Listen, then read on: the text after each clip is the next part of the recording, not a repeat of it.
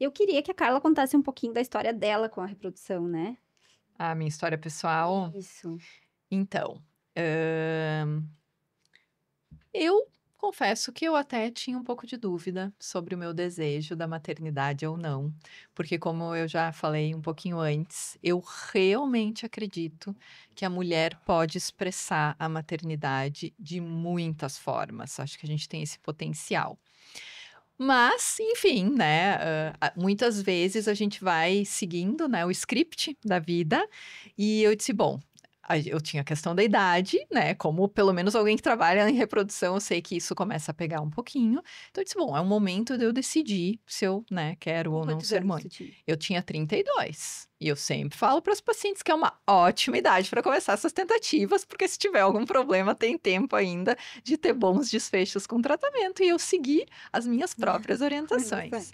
Então, com 32 anos, em 2014, eu tive 2 gestações, e as 2 gestações terminaram em aborto.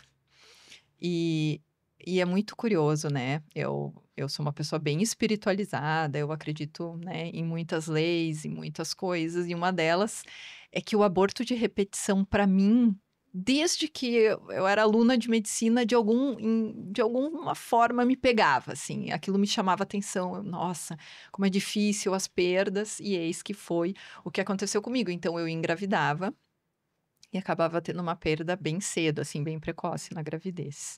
E é muito duro, eu sempre digo, quando a gente vira a chave, né. Eu passei de médica para paciente e muda completamente a visão, né, por mais que eu soubesse, a gente sabe que pode acontecer, enfim.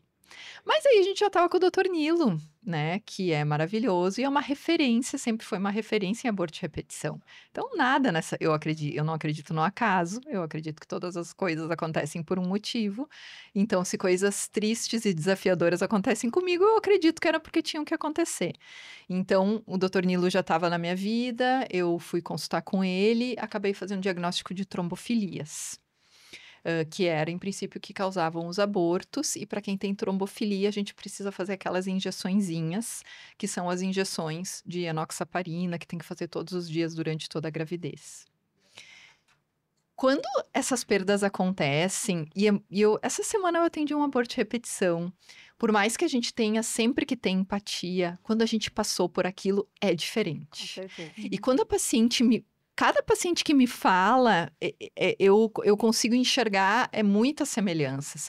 E uma delas é: "Bah, não, eu tive os abortos, de repente a maternidade não é para mim". Eu já tinha dúvidas antes.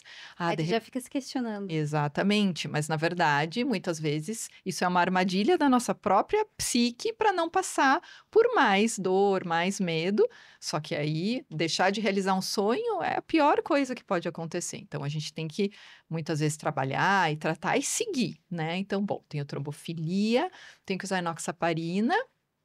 Eu lembro, eu vou tentar mais uma vez. E eu vou ir com todas as ferramentas que eu tenho e vou acreditar que vai acontecer o que tem que acontecer.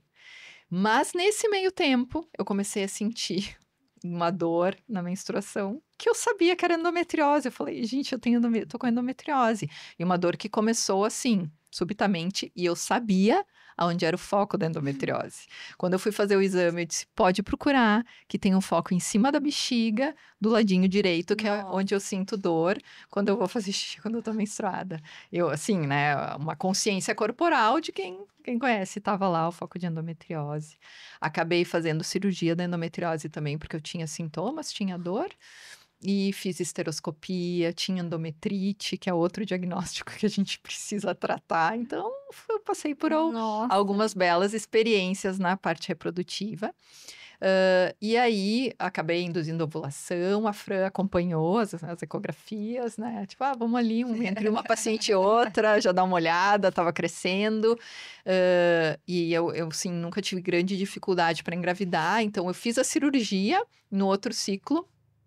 Eu acabei engravidando, fiz as injeções, mas assim, quem passa por abortos, as primeiras ecografias, assim, eu lembro de N pacientes me contando e eu sei como é que é o medo, né? Quando tem o batimento, será que vai parar? Será que não vai parar? Será que vai ter lá?